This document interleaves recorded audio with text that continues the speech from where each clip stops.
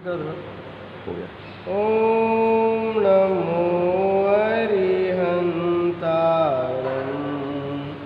ओम नमो सिद्धारं। ओम नमो वायव्याणं। ओम नमो वज्रायणं। ओम नमो लोय सव्वशाहुनं। ओम नमो लोय सव्वशाहुनम्।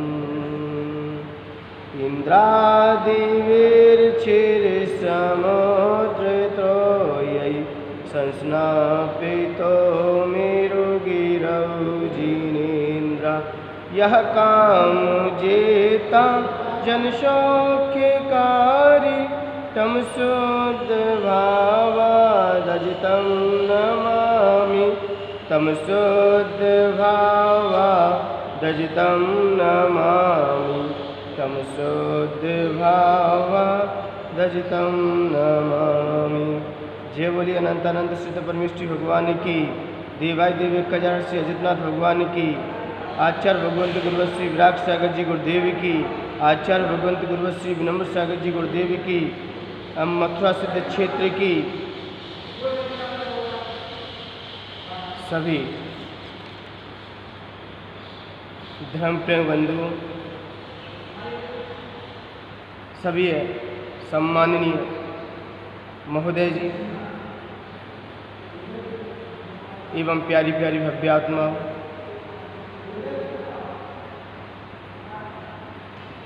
आज बड़ा हर्ष का विषय है, क्योंकि आज इस धरती पर नया वर्ष या काल का प्रारंभ हुआ, क्योंकि 10 लक्षण पर्व हम क्यों मनाते हैं, कब से मनाते हैं और कैसे मनाते हैं, आज इस विषय पर थोड़ा प्रकाश, क्योंकि मानव जाति ने अलग अलग पर्व व त्यौहार का निर्माण किया, क्योंकि कई पर्व ऐसे हैं जो लौकिक हैं, लोकोत्तर हैं, और कुछ पर्व राष्ट्रीय हैं और कुछ पर्व सामाजिक हैं और कुछ पर्व धार्मिकता को लिए हुए हैं। लेकिन आज अपन जानेंगे कि पर्व क्या होता है, पर्युषण पर्व क्या होता है। पहले तो पर्युषण पर्व की परिभाषा को आप अच्छे से समझ लीजिए, आपको पर्व सारे समझ में आ जाएंगे। पर्युषण अलग है, पर्व अलग है, दोनों को मिलकर पर्युषण पर्व हो गया।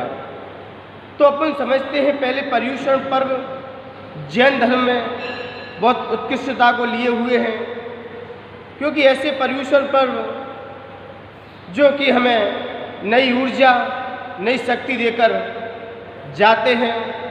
पहले तो समझते हैं पर्युषण पर्व किसे कहते हैं। मुख्य बिंदु पर अपन चर्चा करेंगे कि पर्युषण किसे कहते हैं।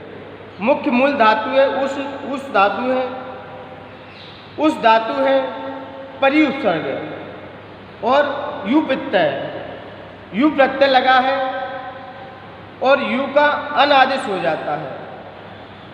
यू का अनादेश होके परिधनुष ईवर्णो या म सवर्णे न च परलोप्या, ऐसा सूत्र है संस्कृत व्याकरण में।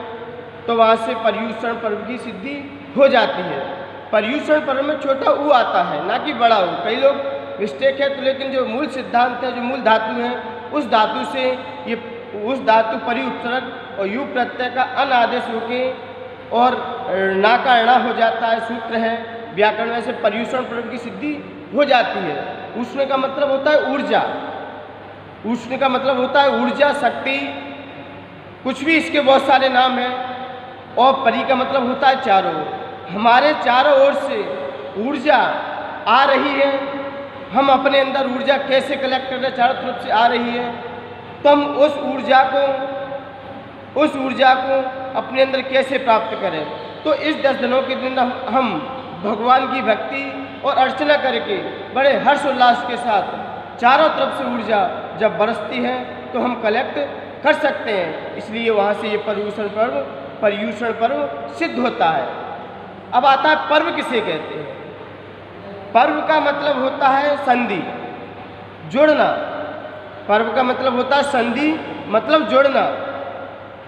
जोड़ने का मतलब क्या है, जैसे कि आपने गन्ना देखा होगा तो गन्ने में पोर रहती है, तो एक पोर खाओगे तो दूसरी पोर का स्वाद अलग आता है। तो ऐसे ही पर्व है। तो पर्व का मतलब है कि पर्व एक बड़े उल्लास के साथ, बड़े हर्ष के साथ मनाए जाते हैं, क्योंकि एक पर्व जाता है तो दूसरा पर्व दूसरी चालू हो जाता है। जैसे कि पर्व कृष्ण पक्ष भी आता है, 14 आती है, तो 14 का मतलब क्या है, हमें कृष्ण पक्ष से शुक्ल पक्ष में जब जाएंगे तो बीच में पूर्णमासी आएगी, चतुर्दशी आएगी, तो वह पर्व है। क्योंकि पर्व क्या है, क्योंकि कृष्ण पक्ष को हटा रही है और शुक्ल पक्ष में प्रवेश कर रही है। तो प्रवेश करने का मतलब क्या है, हमें यहाँ से हटा के उस तरफ ले जाना, तो बीच में क्या मिलेगा आपको, मिड पॉइंट मिलेगा, तो उसे चतुर्दशी कह दिया, उसे 14 की उपमा देती है। ऐसी ऋतु होती हैं, जैसे कि हम ग्रीष्म ऋतु से जब वर्षा ऋतु में जाते हैं और वर्षा से जब शिशि हेमंत ऋतु में जाते हैं तो वहाँ पर भी अष्टांग का पर्व लग जाते हैं। अष्टांग का पर्व का मतलब है कि एक साल में अष्टांग का पर्व 3 बार आते हैं। तो 3 बार आते हैं तो पर्व का मतलब क्या है, हमें एक ऋतु से दूसरी ऋतु में ले जाना। जैसे कि अष्टांग का आती हैं, जैसे कि आषाढ़ शुक्ला, आषाढ़ शुदी से अष्टांग का प्रारंभ हो जाती है, अष्टमी से चालू होती है और पूर्णिमा तक 8 दिन रहती है। तो ये पर्व हमें, ये अष्टांग का पर्व क्या संकेत देते हैं कि हमें गर्मी से हमें कौन सी ऋतु में जाना है, वर्षा ऋतु में जाना है। गर्मी से अब हमको हेमंत ऋतु, गर्मी से वर्षा ऋतु में प्रवेश करना है। तो बीच में एक अष्टांग का आएंगे, तब ये परिवर्तन होगा। और ऐसे ही जब कार्तिक की अष्टांगिका आती है, वहाँ से हमसे वर्षा ऋतु से हमें वसंत ऋतु या ठंडी ऋतु में हमको प्रवेश करना पड़ता है। जैसे ही वर्षा ऋतु समाप्त होती है तो बीच में अष्टांगिका आएंगे, फिर उसके बाद सर्दी चालू हो जाएंगी, कहते हैं कि ना। फिर उसके जस्ट बाद फिर आएंगी आषाढ़ की अष्टांगिका, फागुन की अष्टांगिका। तो फागुन की अष्टांगिका मतलब हमें ठंडी से अब गर्मी में प्रवेश करना है। तो मतलब ये पर्व क्या है, हमें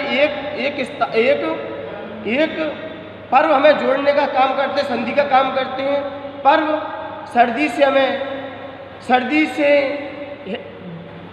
से गर्मी की तरफ ले जाते हैं और गर्मी से वर्षा की तरफ और वर्षा से फिर सर्दी की तरफ।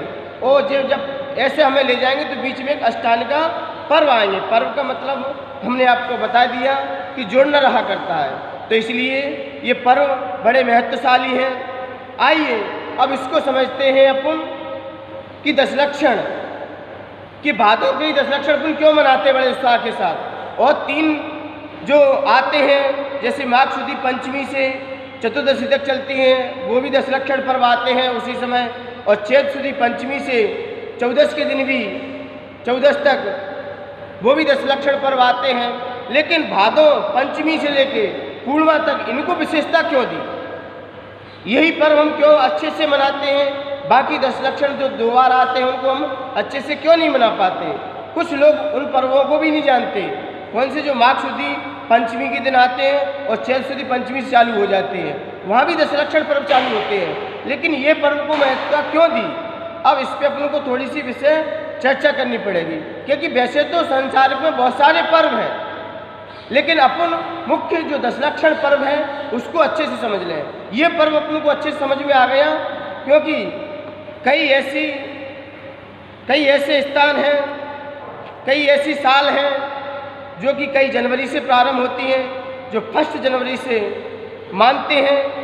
1 जनवरी से यदि कोई प्रारंभ होती है तो 1 जनवरी से हम प्रारंभ करते हैं। तो इसका क्या महत्व है, क्योंकि 1 जनवरी अंग्रेज़ों की देन है। साल का परिवर्तन ये 30 दिसंबर से अंतिम होता है। जब 1 जनवरी आती है तो नया साल प्रारंभ हो जाता है। ये अंग्रेजियों की देन के कारण है। दूसरा आता है चैत्र शुक्ला से, वहाँ से एकम के दिन भी वहाँ से भी नई साल प्रारंभ मानते हैं, ऐसा माना जाता है।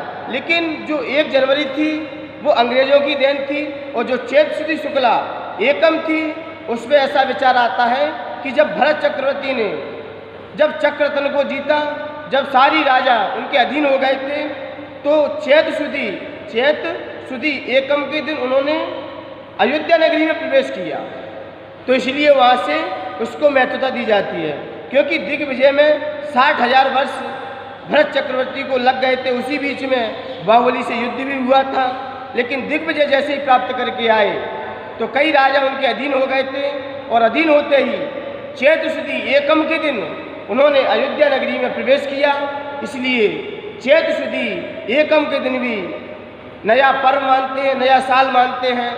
लेकिन जो दशलक्षण पर्व है ये भी एक नया संकेत देखे जाता है। ये भी हमें एक दिग्बोध देखे जाएगा, क्योंकि वास्तव में देखा जाए तो ये काल परिवर्तन होते हैं। जब जैन दर्शन को पढ़ा जाता है तो 6 काल होते हैं। पहला काल 4 कोड़ा कोड़ी सागर का, दूसरा काल 3 कोड़ा कोड़ी सागर का, और तीसरा काल 2 कोड़ा कोड़ी सागर का, और दूसरा और चौथा काल 42,000 वर्ष कम 1 कोड़ा कोड़ी सागर का, और पंचम काल 21,000 वर्ष का, और छठवां काल 21,000 वर्ष का। अब अपन जानते हैं कि ये दशलक्षण पर्व का क्या महत्व है।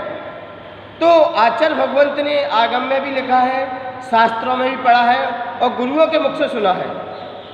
क्योंकि 21,000 वर्ष जो पंचम काल के हैं उसमें से 2540 ये माइनस करेंगे तो 18,454 वर्ष शेष रहेंगे। वहाँ पर वहीं से षष्टम काल चालू हो जाएगा। तो षष्टम काल चालू क्यों होगा? क्योंकि जब तक इस धरती पर दिगंबर संत विचरण करते रहेंगे, इस धरती पर दिगंबर संत जब तक विचरण करते रहेंगे तब तक हमारे घर में अग्नि और पेड़ों पे फल लगते रहेंगे। और जैसे ही इस धरती से दिगंबर संतों का विचरण समाप्त हुआ, क्योंकि दिगंबर संत एक शास्त्र में पढ़ा है और गुरुओं के मुख से सुना है कि अंतिम वीरांगन मुनिराज होंगे, तो वहाँ इस धरती पर एक कलंकी राजा जन्मेगा। तो वह कलंकी राजा सबसे टैक्स मांगेगा। तो सारी प्रजा से पूछेगा कि हमारी सभा में, हमारे नगर में कोई बिना टैक्स के तो नहीं रहता। तब कुछ मंत्रीगण कहेंगे कि हाँ राजन, एक प्राणी है जो आपको यहाँ पर टैक्स नहीं देता। तब राजा उसके पास कुछ अपने दूतों को भेजेगा और कहेगा कि उन महानुभाव को मेरे सभा में उपस्थित किया जाए। तो जैसे ही कुछ लोग उनसे निवेदन करने के लिए जाएंगे, उनके पास जाएंगे, तो मुनिराज मौन लेके अपनी साधना करेंगे। लेकिन क्योंकि मुनिराज का एक नियम रहता है कि कहीं से कोई भी आदेश आए तो वो श्रावक के घर 2 ही कारण जाते हैं, या तो किसी की समाधि के कारण या आहारचर्या के कारण। 2 ही कारण किसी के घर पे जा सकते हैं और जाते हैं। तो इसलिए वह प्रजा से या मंत्रियों से कहेंगे कि हम 2 ही कारण से जाते हैं। तो राजन खुद चल के आएगा। मंत्री लोग जब राजा की सभा में ऐसी बात कहेंगे कि वो मुनिराज ने उन महोदय जी ने मना कर दिया है, तो राजा खुद चल के आएगा। जब वो आहार लेंगे तो जैसे ही आहार लेंगे तो पहला गिलास वह कलंकी राजा उनसे छीन लेगा। पहले टैक्स में उनसे गिलास ले लेगा। ऐसी प्रक्रिया कई समय तक चलती रहेगी, क्योंकि पहला गिलास ले लेते हैं, अंजलि खाली हो जाती है तो मुनिराज का अंतराय हो जाता है। यदि आहार करते समय यदि किसी ने आहार दिया और अंजलि से टच होकर कहीं गिर पड़ा तो मुनिराज का अंतराय हो जाता है। तो पहला गिलास कोई रखेगा और राजा उनसे ले लेगा। तो वहीं पर मुनिराज का अंतराय हो जाएगा। तो ऐसी प्रक्रिया चलते चलते कई समय हो जाएंगे। तो समय होते ही मुनिराज की समाधि हो जाएगी। 4 लोग बचेंगे, मुनिहार का, श्रावक, श्राविका, ये 4 लोग अंतिम वीरांगन मुनिराज होंगे। तो ऐसे जब ऐसा चलेगा तो वहीं से जैसे ही मुनिराज समाप्त हुए वहीं से षष्ठम काल चालू हो जाएगा। न पेड़ों पे फल और न घर में अग्नि लगना, न घर में अग्नि, ये सब समाप्त हो जाएंगे। वहीं से षष्ठम काल चालू हो जाएगा। तो षष्ठम काल के 21,000 वर्ष और 18,454 वर्ष पंचम काल के, इन दोनों को जोड़कर जब टोटल निकालेंगे तो 39,454 वर्ष बाद ये प्रलयंकारी हवाएं चलेंगी। ऐसी हवाएं चलेंगी कि 7 दिन तक तो अशुभ, 49 दिन तक तो अशुभ वृष्टि रहेगी। 7 दिन तक नमक जैसा पानी बरसेगा और 7 दिन तक विष हलाहल की वर्षा होगी और 7 दिन तक धुआं की वर्षा होगी और 7 दिन तक पत्थर की वर्षा होगी और 7 दिन तक अग्नि बरसेगी और 7 दिन तक दुर्गंध वायु चलेगी और 7 दिन तक धूल उड़ेगी। ऐसे 49 दिन तक ये प्रलयंकारी हवाएं चलेंगी। ये हवाएं ऐसी होती हैं, संवर्तक वायु कहते हैं जिन्हें, जो देखा जाए तो त्रियंचों में तो बकरी होती है, उसके पेट में ऐसी वायु होती है संवर्तक, जो घूमती हुई हवाएं होती हैं। सारे प्लेग्राउंड हो जाएंगे। पूरा ये भरत क्षेत्र और ऐरावत क्षेत्र, इन 2 ही क्षेत्रों में ये हवाएं, प्रलयंकारी हवाएं चलती हैं। ये विध्वंस कर देंगी। कैलाश पर्वत, शिखर जी, अयोध्या, बड़े बड़े जो पहाड़ आज आपको दिखाई दे रहे हैं, ये सारे सब धराशायी हो जाएंगे, सब प्लेग्राउंड हो जाएंगे, कुछ नहीं दिखेगा। सिर्फ अयोध्या केंद्र स्थान है, जो कि तीर्थंकर, सारे तीर्थंकरों का जन्म अयोध्या नगरी में होता है और सारे तीर्थंकर सम्य शिखर से निर्वाण की यात्रा करते हैं। तो ये बस वहाँ पर अयोध्या में स्वस्तिक का चिन्ह रह जाएगा और शिखर जी पर एक सुपारी के समान पर्वत रह जाएगा। ये 2 ही सिर्फ मुख्य स्थान बचेंगे, बाकी सब प्लेग्राउंड हो जाएंगे, क्योंकि अयोध्या एक भरत क्षेत्र का केंद्र है और तीसरा सम्य शिखर तीर्थंकरों की निर्वाण स्थली है, इसलिए ये बचेंगे, बाकी सब प्रलय हो जाएंगे। तो ऐसी 49 दिन तक ऐसी हलाहल वर्षाएं होंगी। वर्षा होने के कारण ये सब विध्वंस हो जाएंगे। फिर जब सावन शुक्ला एकम के दिन ये सारी वर्षाएं समाप्त हो जाएंगी, क्योंकि ये वर्षा कहाँ से चालू होंगी, आपको जरा थोड़ा सा जेठ कृष्णा 12 से प्रारंभ होंगी। जेठ कृष्णा 12 से प्रारंभ होके और सावन का महीना एकम तक ये वर्षाएं होंगी, क्योंकि ऐसा निकाला जाए तो जेठ कृष्णा के 18-19 दिन रह जाते हैं और आषाढ़ के 30 दिन, और आषाढ़ के बाद सावन का पहला दिन ही चालू होता है। प्रतिपदा जो चालू होती है वहीं से ये प्रलयंकारी हवाएं बंद हो जाएंगी। फिर उसके साथ वहीं से वीर शासन जयंती कहते हैं। वहाँ से भी कई लोग मानते हैं कि धर्म का प्रारंभ वीर शासन जयंती से है, क्योंकि एकम के दिन वहाँ से शुभ वर्षाएं चालू हो जाएंगी। वहाँ से शुभ वर्षाएं चालू होंगी तो शुभ वर्षाएं भी 49 दिन तक चलेंगी। तो 49 दिन सबसे पहले जल की वृष्टि होगी, क्योंकि अग्नि को शांत करने के लिए जल की वृष्टि होगी। फिर दूध की वर्षा होगी, फिर उसके बाद घृत वर्षेगा, फिर उसके बाद अमृत की वर्षा होगी, फिर उसके बाद सुगंधित वायु चलेगी और जो रस युक्त जो पेड़ थे उनमें रस की वर्षा होगी और औषधि की वर्षा होगी। ऐसे ही जो पहले अशुभ वर्षा हुई थी फिर शुभ वर्षा होगी, और शुभ वर्षा होते ही जो शुभ वर्षा जो सावन शुक्ला एकम से चालू हुई थी और आज के दिन तक, आज क्या है, भादो सुदी, आज क्या है, भादो सुदी चतुर्दशी है।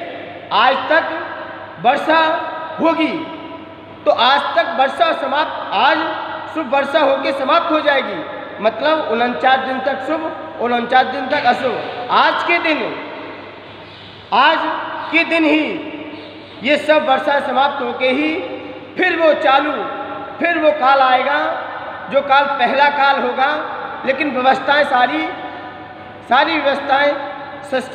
सारी व्यवस्थाएं सिस्टम काल जैसी चलेंगी। लेकिन वहीं से ऐसी वर्षा होते ही वहाँ से ही सबसे पहले जीव को उत्तम क्षमा का प्रवचन दिया जाएगा, जो कल का दिन आने वाला है। तो कल के दिन इस धरती पर उत्तम क्षमा को जो 144 लोग, जो यहाँ पर जब हवाएं चल रही थी प्रलयंकारी, तो देवलोग यहाँ से 144 लोगों को विजयाद पर्वत की गुफा में जाके रख दिया। तो ये 98 दिन तक विजयाद पर्वत की गुफा में रहे थे। वहाँ पर विद्याधरों ने इनको सारी व्यवस्थाएं दी थी, सारी व्यवस्थाएं विद्याधरों ने की थी। 98 दिन तक जो 144 लोग थे वहाँ पर रहे। और आज के दिन जब वर्षा समाप्त हो जाएंगी, कल के दिन वो इस धरती पर 144 लोग उतर के आएंगे। तो वो धर्म से विमुख थे, धर्म क्रिया को नहीं जानते थे, तो फिर वो 144 लोग आएंगे और कई त्रियंच के आदि के जोड़े भी वहाँ पर रहेंगे। सारे विद्याधर फिर इनको लेके आएगा। तो फिर सबसे पहले विद्याधर उनको उत्तम क्षमा का सबसे पहले उपदेश देगा। तो वहीं से फिर काल दूसरा चालू हो जाएगा, फिर काल वहाँ से पहला काल चालू होगा। लेकिन व्यवस्थाएं सारी सिस्टम काल जैसी रहेंगी, सारी व्यवस्थाएं सिस्टम काल जैसी रहेंगी। वहाँ से ही मनुष्य की वहाँ से ही उत्तरपणी काल चालू हो जाएगा। अब काल बढ़ता हुआ होगा। पहला काल आएगा, सिस्टम काल जैसी व्यवस्था रहेंगी, 21,000 वर्ष का रहेगा। फिर दूसरा काल आएगा, पंचम काल की सारी व्यवस्था रहेंगी, वहाँ की भी ऐसे ही रहेगा। अब दिनों दिन बढ़ता चला जाएगा। अब उत्तरपणी काल वहीं से प्रारंभ हो जाएगा। इसलिए इस दशलक्षण पर्व को बड़ा महत्व दिया जाता है, क्योंकि इस पर्व में वर्षा काल होता है। तो वर्षा काल के होने के कारण जीवों की उत्पत्ति अधिक हो जाती है। जीवों की उत्पत्ति अधिक होने के कारण इसलिए जैनी और संप्रदाय के लोग इसको बड़े हर्ष उल्लास के साथ इस धर्म को बड़ा मानते हैं, क्योंकि इस धर्म को बड़ा उल्लास के साथ हमें मनाना चाहिए। क्योंकि ये विश्व परिस्थिति है, महाबीमारी है, इसके कारण हम इस पर्व को बड़े उल्लास के साथ अपने घर और परिवार में मनाएं। बहुत सारे ऐसे पर्व हैं, जैसे दीपावली पर्व है, ये पर्व तात्कालिक पर्व है, ये घटना विशेष से पर्व है। रक्षाबंधन ये विशेष घटना पर्व से है, क्योंकि यहाँ पर ये पर्व तो शाश्वत थे, दशलक्षण पर्व और अष्टांग का पर्व, ये पर्व विशेष थे, ये शाश्वत पर्व हैं। ये देवलोग भी मनाते हैं, पूरे लोक में इन पर्वों को बड़े हर्ष उल्लास के साथ मनाया जाता है। और जो दीपावली आती है, ये दीपावली सिर्फ भरत क्षेत्र में ही मनाई जाएगी, क्योंकि यहाँ पर जब भगवान महावीर स्वामी को कार्तिक कृष्ण अमावस्या के दिन सुबह की बेला में उनको केवल ज्ञान की प्राप्ति हुई थी, मोक्ष को गए थे, मोक्ष प्राप्त किया था। तो गौतम स्वामी को बड़ा अंदर से फीलिंग हुई थी कि अब मैं सारे प्रश्न किनसे पूछूंगा, क्योंकि हमारे शासन जो भगवान थे उनको निर्वाण हो चुका। उनके वियोग में गौतम स्वामी ने ध्यान लगाया और संध्या की काल में उनको केवल ज्ञान प्राप्त हो गया। तो दीपावली पर्व ऐसे आया। और सावन जो रक्षाबंधन का पर्व है, जो कि विष्णु कुमार की महत्वता से लिए हुए, और अकंपनाचार्य जब हस्तिनापुर में जब अकंपनाचार्य आदि महाराज पर जब उपसर्ग हो रहा था, तो विष्णु कुमार वो बचाने गए थे। वहीं से ये वात्सल पर्व के महोत्सव के रूप में मनाया जाता है। वह रक्षाबंधन पर्व वहाँ से चालू हुआ। ये रक्षाबंधन पर्व जब तक इस क्षेत्र में पंचम काल है तब तक ये चलता रहेगा।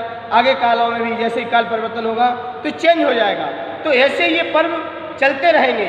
और दूसरा आता है राष्ट्रीय पर्व, जो 15 अगस्त 26 जनवरी ये राष्ट्रीय पर्व है। और एक आता है दशहरा पर्व, क्योंकि मानव ने जैसी जैसी प्रगति होती गई वैसे वैसे मानव के द्वारा ये धर्म, ये पर्व का निर्माण होता गया। जैसे दशहरा पर्व, एक दशहरा पर्व भी आता है, नवरात्रि भी आती है, ये भी पर्व है। लेकिन ये पर्व ऐसा लगता है, जब मैं आदि पुराण पढ़ रहा था तो भरत चक्रवर्ती के बारे में जब पढ़ा, तो भरत चक्रवर्ती ने सबसे पहले उसने 3 शुभ समाचार मिले। तो पहला समाचार था कि भगवान आदिनाथ को केवल ज्ञान की प्राप्ति। दूसरा संकेत था। दूत ने उनको 3 शुभ समाचार दिए थे। तो पहला समाचार था भगवान आदिनाथ को केवल ज्ञान की प्राप्ति, दूसरा पुत्र रत्न की प्राप्ति और तीसरा समाचार था आयुध्यशाला में चक्र रत्न की प्राप्ति। तो तीनों शुभ संकेत, शुभ समाचार मिले तो भरत चक्रवर्ती ने सबसे पहले कैलाश पर्वत पर जाके भगवान आदिनाथ भगवान की अष्टद्रव्य से बड़े भक्ति भाव से पूजन की, वहाँ पर बड़े दिव्य रत्नों से उनकी पूजन की। उसके तत्पश्चात जब वहाँ से आए तो उन्होंने जन्मोत्सव मनाया, क्योंकि व्यक्ति 3 ही उत्सव बड़े उत्साह के साथ मनाता है। एक तो कोई युद्ध हुआ हो, युद्ध की जीत के कारण, दूसरा पुत्र रत्न के कारण और तीसरा घर में कोई विवाह हो। ये उत्सव बड़े अंतरंग से मनाता है मानव, क्योंकि मानव कोई भी पर्व आए तो बड़ा हर्षोल्लास के साथ मनाता है। तो ऐसे ही जब भरत चक्रवर्ती जब कैलाश पर्वत से जब अपने नगर में आए, अपने नगर में प्रवेश किया, तो उन्होंने पुत्र रत्न बड़े उत्साह के साथ मनाया। तो उत्साह के साथ मनाया। उसके तदुपरांत आश्विन सुदी 1वीं से लेके 9वीं तक उन्होंने बड़े जिनेंद्र भगवान की बड़े भक्ति भाव से अर्चना की। 9 दिन तक उन्होंने अर्चना की। तो वहीं से नवरात्रि प्रारंभ हो गई।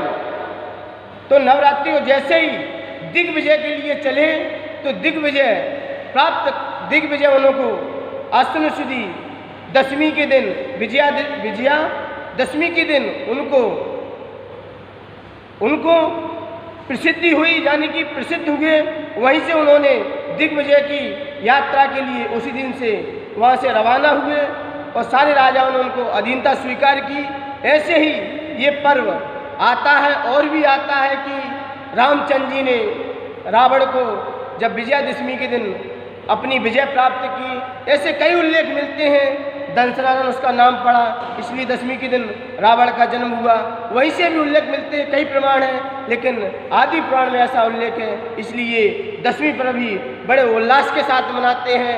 फिर आता है होली का पर्व। ये होली का पर्व देखा जाए तो वास्तव में ये हिंसा से भरा पर्व है, क्योंकि ये पर्व अग्नि जलती है और भी सारी हिंसाएं होती हैं, लेकिन ये उसमें बहुत सारे पर्व हैं। अग्नि की पूजा करना, समुद्र की पूजा करना, पेड़ की पूजा करते हैं लोग, न जाने क्या क्या। जैसे जैसे हमारे अंदर विकृतियाँ पैदा होती गई, कोई घटना विशेष हमारे यहाँ आते रहे, इसलिए ये पर्व का निर्माण होता गया। वास्तव में देखा जाए, हमें पर्व, कोई भी पर्व आए, हमें हमारी आत्मा की उन पर्वों से विशुद्धि बने, वो पर्व हमें अच्छे से मनाना चाहिए। एक विषय कथानक याद आ रहा था कि एक अपने यहाँ पर संप्रदाय है, मुस्लिम संप्रदाय है, उनसे जैनी लोगों की शिक्षा बहुत जरूर लेना चाहिए कि मुस्लिम लोग अपने पर्व को ही सिर्फ मानते हैं, सिर्फ अपने पर्व आएंगे वो ही मनाते हैं, लेकिन और पर्वों को कोई वो स्थान नहीं देते। लेकिन जैनी ऐसा है, चाहे कोई भी पर्व आए तो उनको बड़े भाव से मनाता है। जैनी है जो ना जाने अपने सर को कहाँ जाके फोड़ देता है, इसका कोई ठिया ठोरी नहीं है। ऐसा लगता है बिना माँ बाप की औलाद हो कि ना जाने हमें कौन से पर्वों को मनाना चाहिए और कौन से पर्व को नहीं मनाना चाहिए। तो जैनी लोगों को शिक्षा लेना चाहिए, सिर्फ हम अपने पर्व ही बड़े उल्लास के साथ मनाना चाहिए। और पर्व आए हैं उनकी हमें पहले गहराई को जानना चाहिए कि ये पर्व हम क्यों मनाते हैं, इस पर्व से हमें क्या उद्देश्य है। क्योंकि पर्व का मतलब है कि हमें कोई भी पर्व आए, कोई भी धर्म स्थान आए तो हमें उनसे पुण्य की प्राप्ति होती है।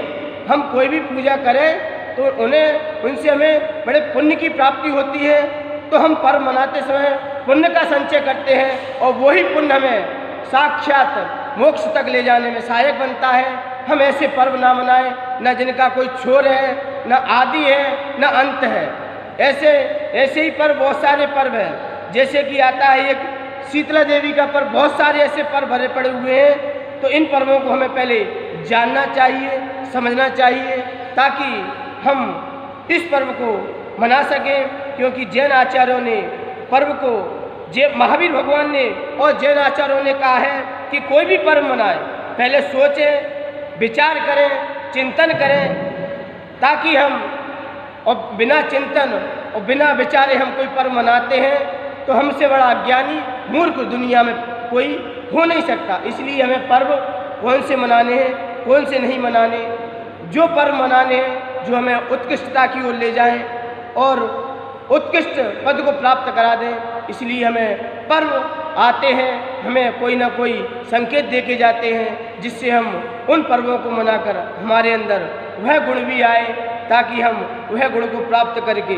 अपने उस लक्ष्य को प्राप्त कर सके। इसलिए कल के दिन इस धरती पर सबसे पहला दिन आएगा दशलक्षण पर्व, क्योंकि जो विद्याधरों ने 144 लोगों को सबसे पहले उत्तम क्षमा का उपदेश दिया, क्योंकि वह दया से रहित हो गए थे, उनके अंदर करुणा भी हट गई थी, तो इसलिए विद्याधरों ने संबोधित किया। और कल जानेंगे अपन उत्तम क्षमा क्या होती है। वास्तव में धर्म देखा जाए तो ये कहने का धर्म नहीं है, ये 10 धर्म ऐसे धर्म हैं जो कहे नहीं जा सकते, इनको तो सिर्फ धारण किया जाता है। क्योंकि धारण करेंगे हम, क्योंकि धर्म कोई वस्तु नहीं है, धर्म तो धारण करने का एक उपाय है। तो सारे धर्म सिर्फ धारण किए जाते हैं, उपदेश तो सिर्फ दिया जाता है। और ये दशलक्षण पर्व ऐसे पर्व हैं जो जहाँ से चालू होते हैं, पहले तो कहे जाते हैं, पहले तो धारण किया जाता है और फिर लास्ट में क्षमावाणी मानी जाती है। तो इसलिए पहला ये पर्व आएगा तो पहला क्षमा से चालू होगा और अंतिम इसे क्षमावाणी से होगा। तो इसलिए ये पर्व हमें बड़े हर्ष और उल्लास के साथ मनाना चाहिए। और हमारा सिर्फ आपसे इतना ही निवेदन है कि अपने घर में ही माँ जिनवाणी को सामने रखकर 10 दिन तक बड़े हर्ष उल्लास के साथ सुबह ब्रह्म मुहूर्त में पूजन कीजिए, अर्चना कीजिए। अपना मुँह पूरब या उत्तर की तरफ हो तो ये शुभ है, क्योंकि पूरब में सम्मेद शिखर है और उत्तर में विदेश क्षेत्र है, वहाँ पर विद्यमान 20 तीर्थंकर मौजूद रहते हैं, वहाँ पर शाश्वत रहते हैं। और तीसरा सम्मेद शिखर पूर्व दिशा की ओर है, तो ये भी शाश्वत है।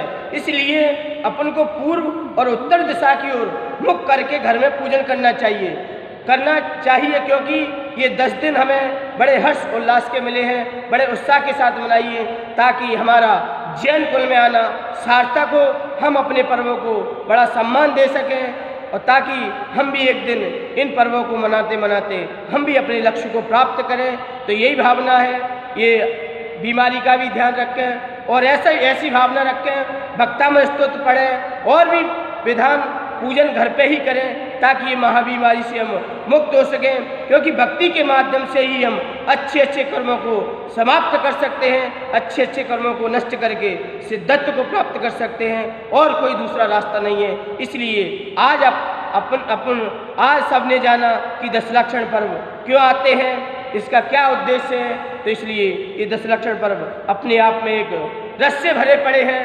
तो इन रसों को हम कैसे निकालें, कैसे प्राप्त करें, तो जब हम उनकी भक्ति और पूजन से करेंगे तो हम इस दशलक्षण पर्व को भी अच्छे से मना सकेंगे। तो आइए अपनी वाणी को यही विराम देते हैं। कल अपन उत्तम क्षमा के बारे में विशेषता जानेंगे कि पहले क्षमाई धारण क्यों की गई, यही क्रम क्यों हो, एक क्रम आगे आपको संकेत देते जाएंगे, बताते चले जाएंगे। अपनी वाणी को यही विराम देते हुए जय बोलिए आचार्य भगवंत गुरु श्री विनम्र सागर जी गुरुदेव की